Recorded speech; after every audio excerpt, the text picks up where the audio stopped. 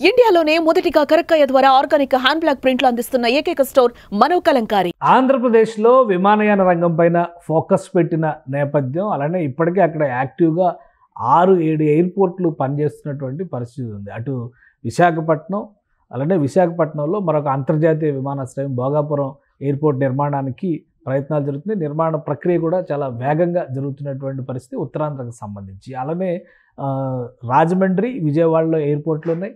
మరొక వైపు రాయలసీమలో చూస్తే కనుక జిల్లాకు ఒక ఎయిర్పోర్ట్ ఉన్నటువంటి పరిస్థితి రాయలసీమలో ఉంది. కడప, కర్నూలు 2 చోట్ల ఎయిర్పోర్ట్లు ఉన్నాయి. చిత్తూరు జిల్లాలో తిరుపతిలో మరొక ఎయిర్పోర్ట్ ఉంది.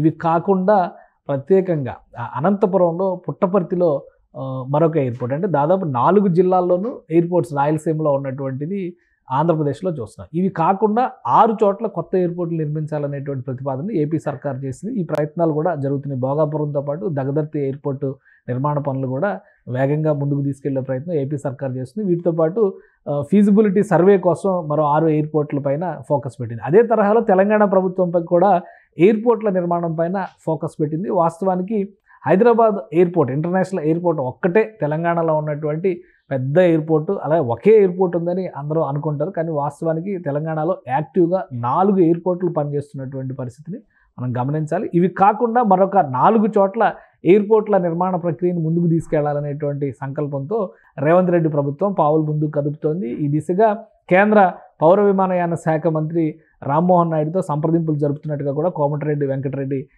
రాష్ట్ర మంత్రి ఇప్పటికే ప్రకటించారు. ఎక్కడెక్కడ తెలంగాణలో ఎయిర్పోర్ట్లు రాబోతున్నాయి, గతంలో చేసినటువంటి ప్రతిపాదనలు ఏంటి, వాటిని ఏ విధంగా ముందుకు తీసుకెళ్లబోతుంది తెలంగాణ ప్రభుత్వం, ఒకసారి విశ్లేషించే ప్రయత్నం చేద్దాం. ముందుగా తెలంగాణలో ఉన్నటువంటి ప్రధానమైనటువంటి ఎయిర్పోర్ట్లు చూస్తే రాజీవ్ గాంధీ ఇంటర్నేషనల్ ఎయిర్పోర్ట్ శంషాబాద్లో ఉన్నది ఇంటర్నేషనల్ ఎయిర్పోర్ట్గా, అతిపెద్ద ఎయిర్పోర్ట్గా, దేశంలోనే ప్రముఖమైన ఎయిర్పోర్ట్గా కీర్తి పొందింది. మరొక యాక్టివ్ ఎయిర్పోర్టు తెలంగాణలో, అంటే హైదరాబాద్లోనే మరొక యాక్టివ్ ఎయిర్పోర్టు బేగంపేట ఎయిర్పోర్ట్ను మనం చూడాల్సి ఉంటుంది. బేగంపేట ఎయిర్పోర్ట్తో పాటు దుండిగల్, హకీంపేటలో కూడా 2 ఎయిర్ స్ట్రిప్లు యాక్టివ్గా పనిచేస్తున్నాయి. అత్యవసర విమానాలు, ప్రైవేట్ జట్లు, ప్రైవేటు విమానాల నిర్వహణకి కూడా వీటిని ఉపయోగిస్తారు. అలా రక్షణ అవసరాలకు కూడా ఇవే ఎక్కువ ఉపయోగపడతాయి. ప్రైవేట్ విమానాలు మీన్స్ రాజకీయ నాయకులకు సంబంధించి కానీ, కేంద్రానికి సంబంధించినటువంటి పెద్దల విమానాలు వచ్చినప్పుడు కానీ ఈ ఎయిర్పోర్ట్లను కూడా ఉపయోగిస్తారు.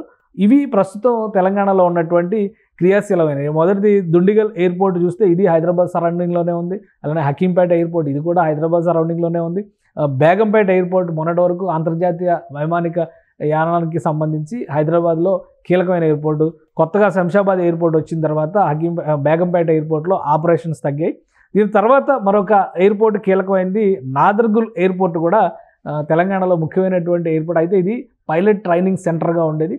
ఎప్పుడైతే శంషాబాద్ విమానాశ్రయం అందుబాటులోకి వచ్చిందో ఇక్కడ జరిగినటువంటి పైలట్ ట్రైనింగ్ కార్యక్రమాలు మొత్తాన్ని కూడా బేగంపేటకి షిఫ్ట్ చేశారు. అందుకని ప్రస్తుతం నాదర్గుల్ ఎయిర్పోర్టు వినియోగంలో లేదు. అంటే ఓవరాల్గా హైదరాబాద్ పరిసర ప్రాంతాల్లో హైదరాబాద్లోనే 5 ఎయిర్పోర్ట్లు ఉన్నాయి. కానీ 4 యాక్టివ్గా ఉన్నటువంటి ఎయిర్పోర్ట్లు, ఈ 4 ఎయిర్పోర్ట్లు కూడా తెలంగాణకి సంబంధించి యాక్టివ్గా ఉన్న ఎయిర్పోర్ట్లుగా మనం చూడాల్సి ఉంటుంది. ఇవి కాకుండా ఇప్పుడు తెలంగాణ రాష్ట్రంలో మరో ఎయిర్పోర్ట్ ప్రతిపాదన ఒకటి తెరపైకి వచ్చింది. అది కీలకమైంది. మామనూరు ఎయిర్పోర్టు 2వ ప్రపంచ యుద్ధ సందర్భంలో నిజాం ప్రభువులు ఉన్నటువంటి సందర్భంలో కూడా క్రియాశీలంగా వ్యవహరించినటువంటి ఎయిర్పోర్టు. దీన్ని పునరుద్ధరించేటువంటి ప్రయత్నాల్ని రేవంత్ రెడ్డి సర్కార్ చేస్తోంది. ఈ క్రమంలోనే ఇటీవల నిధుల విడుదలకు కూడా ఆదేశాలు జారీ చేసింది. అక్కడ ఎయిర్ స్ట్రిప్ డెవలప్మెంట్కి సంబంధించి ఎటువంటి ప్రక్రియలో ముందుకెళ్లాలనేటువంటి ప్రయత్నాలు తెలంగాణ ప్రభుత్వం చేస్తుంది. అది కాకుండా మరొక కీలకమైనటువంటి ఎయిర్పోర్ట్ తెలంగాణలో రావడానికి అత్యధిక అవకాశాలు ఉన్నటువంటి ఎయిర్పోర్ట్ కొత్తగూడెం ఎయిర్పోర్ట్. కొత్తగూడెంలో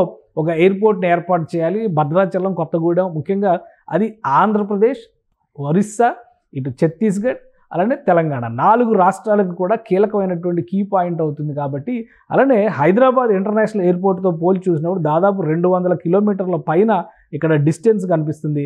ఇక్కడ సాధారణంగానే ఎయిర్పోర్ట్స్ ఫీజిబిలిటీని దృష్టిలో పెట్టుకొని చూస్తే కనీసం ఒక్కొక్క ఎయిర్పోర్ట్కి మధ్య 170 నుంచి 200 కిలోమీటర్ల దూరం ఉంటే ఆ ఫీజిబిలిటీ ఎక్కువగా ఉంటుందనేటువంటి అభిప్రాయం ఉంది. ఈ క్రమంలోనే కొత్తగూడెం ఎయిర్పోర్ట్ ప్రతిపాదనని తెలంగాణ ప్రభుత్వం తెరపైకి తీసుకొచ్చింది. దీన్ని ముందుకు తీసుకెళ్లేటువంటి ప్రయత్నం చేస్తుంది. అక్కడ కనుక 200 కోట్ల నుంచి 300 కోట్ల రూపాయలతో లోకల్ ఎయిర్పోర్ట్ని డెవలప్ చేస్తే 4 రాష్ట్రాలకు సంబంధించినటువంటి జంక్షన్ పాయింట్ అయ్యే అవకాశం ఉంది. కాబట్టి డెవలప్మెంట్ యాక్టివిటీ కూడా ఎక్కువ వస్తుందనేటువంటి ఆలోచన రేవంత్ రెడ్డి సర్కార్ చేస్తుంది. ఈ దిశగా కేంద్ర పౌర విమానయాన శాఖతో చర్చలు జరిపేటువంటి ప్రయత్నం కూడా జరుగుతుంది.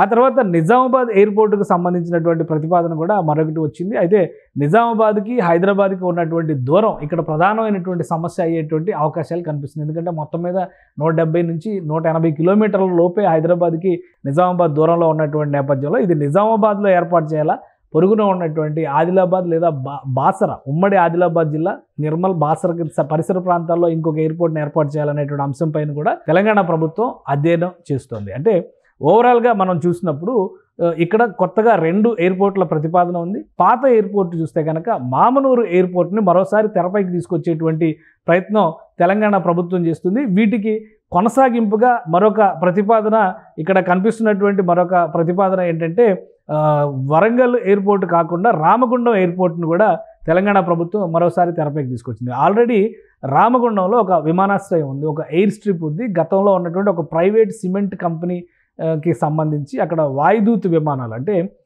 Indian airlines, air India joint వెంచర్లో తేలికపాటి విమానాలు, చిన్న విమానాలు 50 మంది 60 మంది కెపాసిటీతో నడిచేటువంటి విమానాలు నడిపేందుకు కావాల్సినటువంటి ఎయిర్ స్ట్రిప్ని రామగుండంలో ఏర్పాటు చేశారు. రామగుండంలోనే ఎందుకంటే నేషనల్ థర్మల్ పవర్ ప్రాజెక్ట్ లాంటి పెద్ద ప్రాజెక్టులు, అలానే సింగరేణి కాలరీస్కి సంబంధించినటువంటి ప్రధాన కార్యాలయం ఇవన్నీ కూడా అక్కడ కేంద్రీకృతమై ఉన్నటువంటి నేపథ్యంలో రాకపోకలకు సులువు అవుతుందని తేలికపాటి చిన్న విమానాల నిర్వహణకి సంబంధించి ఒక ఎయిర్పోర్ట్ని గతంలో డెవలప్ చేశారు. అయితే అది మూతపడినటువంటి పరిస్థితి ప్రస్తుతం నిరుపయోగంగా ఉంది. మామనూరు ఎయిర్పోర్టుతో పాటు రామగుండం ఎయిర్ స్ట్రిప్ను కూడా డెవలప్ చేసేటువంటి ప్రయత్నాల్ని తెలంగాణ ప్రభుత్వం ముమ్మరం చేస్తుంది. అయితే డిస్టెన్స్ వైజ్గా హైదరాబాద్ విమానాశ్రయానికి ఇవి ఎంత దూరంలో ఉంటాయి, ఫీజిబిలిటీ ఎంతవరకు ఉండే ఛాన్సెస్ ఉంటాయి, వీటిపైన అధ్యయనం చేసేటువంటి ప్రక్రియని తెలంగాణ ప్రభుత్వం కూడా మొదలు పెడుతుంది. కానీ ఓవరాల్గా ఈ ప్రక్రియలో ఎక్కువ శాతం కలిసి వచ్చేది. ఎందుకంటే హైదరాబాద్కి కేవలం 150 నుంచి 160 కిలోమీటర్ల దూరంలో ఉన్న వరంగల్ మామనూరు ఎయిర్పోర్ట్ పైన రాష్ట్ర ప్రభుత్వం ఫోకస్ పెట్టినప్పుడు నిజామాబాద్ రామగుండం ఎయిర్ స్ట్రిప్ల డెవలప్మెంట్ అనేది పెద్ద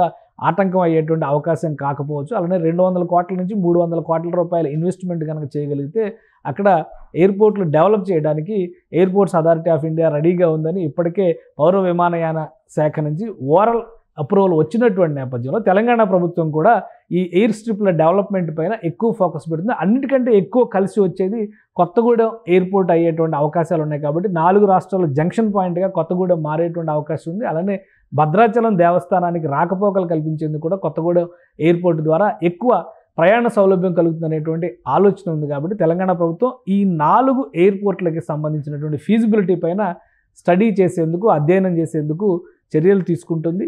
ముందుగా మామనూరు ఎయిర్పోర్టుకు నిధులు విడుదలకి కారణం అక్కడ చేయాల్సినటువంటి డెవలప్మెంట్ యాక్టివిటీస్ చేయడంతో పాటు మిగతా 3 ఎయిర్పోర్టుల ఫీజిబిలిటీ పైన కూడా తెలంగాణ సర్కార్ ఫోకస్ పెడుతుంది. అంటే ఓవరాల్గా చూసినప్పుడు ఆంధ్రప్రదేశ్లో కొత్తగా రాబోయేటువంటి 6 విమానాశ్రయాలు, తెలంగాణలో ప్రతిపాదిస్తున్నటువంటి 4 విమానాశ్రయాలు కలిపితే కనుక మొత్తంగా తెలుగు రాష్ట్రాల్లో 10 విమానాశ్రయాలు వచ్చేటువంటి అవకాశాలు కనిపిస్తున్నాయి స్పష్టంగా. ఇప్పటికే ఆంధ్రప్రదేశ్లో 7 విమానాశ్రయాలు ఆపరేషన్లో ఉన్నాయి. కొత్తగా అండర్ కన్స్ట్రక్షన్లో మరొక 2 విమానాశ్రయాలు ఉన్నాయి. సో మొత్తంగా చూస్తే తెలంగాణలో ఉన్నటువంటి హైదరాబాద్లో ఉన్నటువంటి 4 విమానాశ్రయాలతో కలిపి చూస్తే దాదాపు ఒక 20 విమానాశ్రయాలు 2 తెలుగు రాష్ట్రాల్లోనే రాబోయే రోజుల్లో వచ్చే అవకాశం కనిపిస్తుంది. సరుకు రవాణాకి విమానయానాన్ని ఎక్కువగా ఉపయోగించాలని కేంద్రం ఇన్సిస్ట్ చేస్తున్నటువంటి తరుణంలో వైమానిక పరిశ్రమను విస్తరించే దిశగా రాష్ట్ర ప్రభుత్వాలు కూడా ఫోకస్ పెడుతున్నాయి. ఇవన్నీ కూడా ఆచరణలోకి వచ్చేందుకు కనీసం 2 నుంచి 3 ఏళ్లు పట్టొచ్చనేటువంటి అభిప్రాయం వ్యక్తమవుతుంది. ఫీజిబిలిటీ సర్వే నివేదికలు వచ్చిన తర్వాత మరింత క్రియాశీలంగా రాష్ట్ర ప్రభుత్వాలు వ్యవహరించేటువంటి ఛాన్స్ కనిపిస్తోంది. సుమన్ టీవీలో మీ పర్సనల్ అండ్ బిజినెస్ ప్రమోషన్స్ కోసం కింది నెంబర్కి కాంటాక్ట్ చేయండి.